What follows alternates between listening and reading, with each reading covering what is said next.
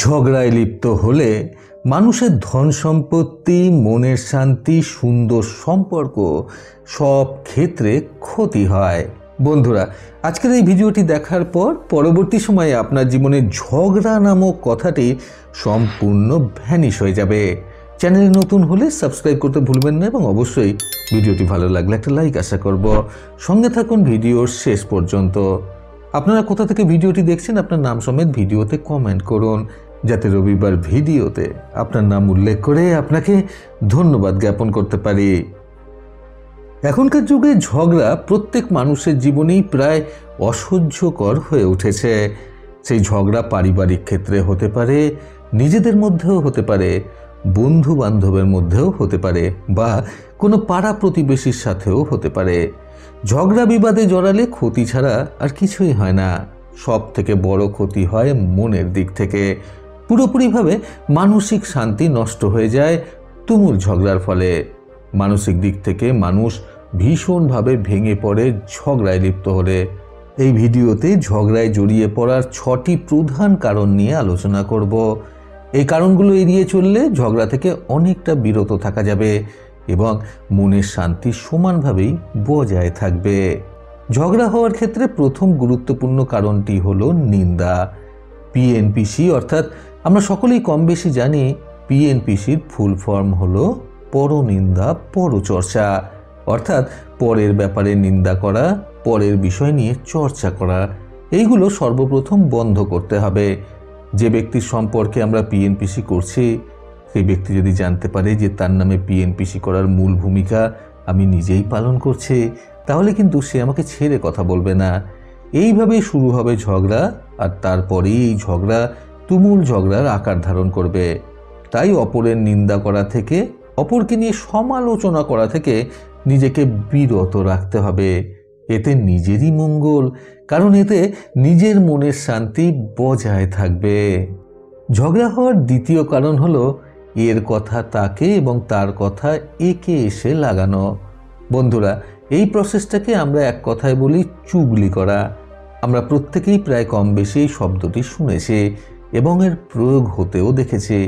ধরুন, ক নামক কোনো ব্যক্তি বিশ্বাস করে খ নামক কোনো এক ব্যক্তিকে গ নামক কোনো এক ব্যক্তির নামে একটা গোপনীয় কথা বলল। খ ব্যক্তিটি গিয়ে ওই গ নামক ব্যক্তিকে ক নামক ব্যক্তির বলা কথাটা বলে দিল যে ক তোর নামে এই কথাটা বলেছে। আবার গ নামক ব্যক্তিটি ক এর নামে খ এর কাছে একটি কথা বলল। খ নামক ব্যক্তিটি আবার ক নামক ব্যক্তির কাছে গিয়ে গ নামক ব্যক্তির কথাটি বলে ফেলল।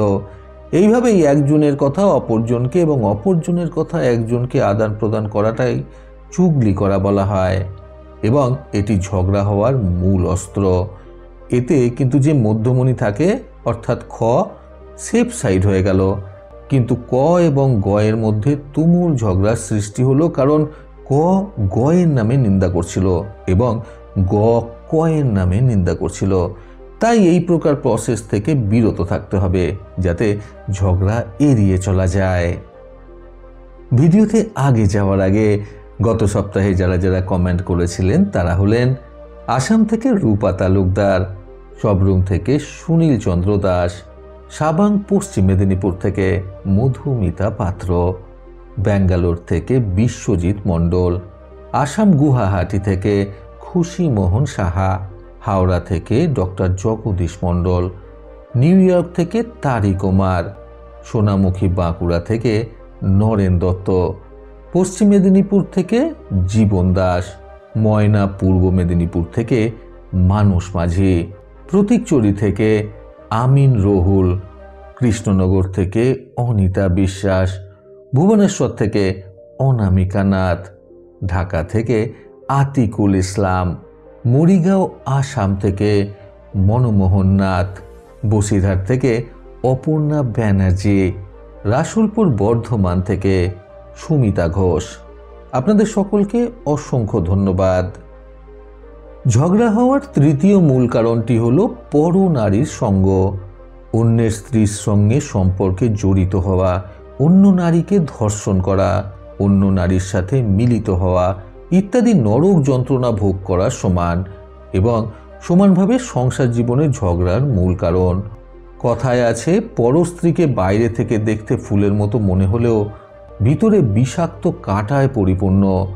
ঝগড়া এড়িয়ে চলার মূল মন্ত্র হলো অন্যের স্ত্রীর বা পরনারীর সঙ্গ ত্যাগ করা, পরনারী থেকে বিরত থাকা এবং স্ত্রীকে স্ত্রীর ন্যায় যথাযথ মর্যাদা দেওয়া। ঝগড়া হওয়ার চতুর্থ কারণটি হলো মদ্যপান করা। মদ্যপানে মানুষের মস্তিষ্ক বিকৃত হয়ে যায়, অর্থাৎ মদ্যপান করার পর মানুষ আর মানুষের মধ্যে থাকে না। তাই তখন সে কি বলছে না বলছে সেই দিকে তার কোনো হুঁশ থাকে না। এইভাবেই ঝগড়ার সৃষ্টি হয়। হয়তো সে মদ্যপান করার পর কাউকে কটু কথা বলে ফেলল, কিন্তু অপরজন তো সেটা সহ্য করবে না, সেই কথাটা নিয়ে প্রতিবাদ জানাবে এবং এইভাবেই ঝগড়া শুরু হবে। আমার নিজের চোখে দেখা একটি ঘটনা। একবার আমার এক রিলেটিভ মারা যাওয়ার পর আমি সেখানে এক শোক সভায় গিয়েছিলাম। সেখানে বহু মানুষ বসে নিজেদের মধ্যে আলাপ আলোচনা করছিলেন, শোক পালন করছিলেন, সেই ব্যক্তিকে নিয়ে দুঃখ করছিলেন। কিন্তু সেই শোক সভায় অংশগ্রহণকারী দুজন মদ্যপ ব্যক্তি সেখানে এসে সকলের মধ্যে বসেন এবং তারা মদের নেশায় ভুলভাল বকতে শুরু করেন। এমনিতেই সেখানে একটি শোকের আবহাওয়া ছিল, সকলেই ভীষণ শোকাহত ছিলেন।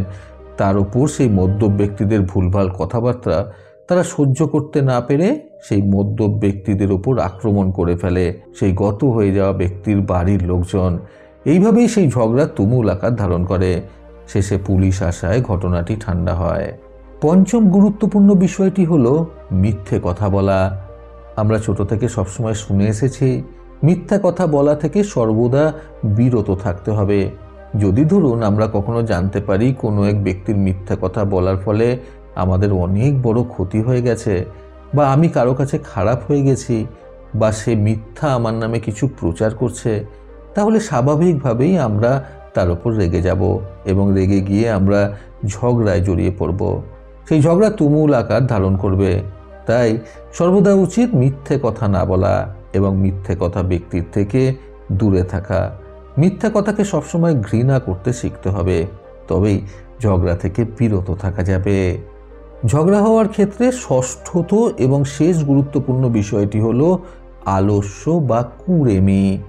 যেসব ব্যক্তিরা অলস প্রকৃতির হয় তারা সময়ের কাজ কখনোই সময় করবে না, তারা সর্বদা শুয়ে বসে কাটাতে চাইবে। এইভাবে তার সাথে একটি কর্মঠ ব্যক্তির বিবাদ শুরু হয়ে যায়, কারণ সেই অলস ব্যক্তি কর্মঠ ব্যক্তির কাজেও বাধার সৃষ্টি করে। কথায় আছে, অলস ব্যক্তিকে কাজে সাহায্য করা মানে তাকে মৃত্যুর মুখে ঠেলে দেওয়ার সমান। তাই ঝগড়া বিবাদে লিপ্ত না হয়ে অলস ব্যক্তিকে এটা বুঝতে হবে যে কর্মই জীবন, কর্ম ছাড়া জীবনে অবশিষ্ট কিছুই থাকে না। বন্ধুরা, জীবনে শান্তি বজায় রাখতে আজকের ভিডিওতে বলা 6টা কর্ম বন্ধ করতে হবে। প্রথমত, অন্যের নামে নিন্দা করা। দ্বিতীয়ত, অন্যের জীবনে ঝামেলা সৃষ্টি করা। তৃতীয়ত, পরনারীর সঙ্গ। চতুর্থত, মদ্যপান করা। পঞ্চমত, মিথ্যা কথা বলা। ষষ্ঠত, আলস্য বা কুঁড়েমি। প্রতিবারের মতো আবারও বলবো, এই পৃথিবী তাদেরকেই সম্মান দেয় যারা ইউনিক কিছু করার ক্ষমতা রাখে। সকলে সুস্থ এবং সুন্দর জীবন কামনায় প্রকৃত জীবন থেকে আমি সন্তু চক্রবর্তী আবার আসবো নতুন সুন্দর শিক্ষণীয় একটি ছোট গল্পের সাথে। ভালো শুনুন, ভালো থাকুন। ধন্যবাদ।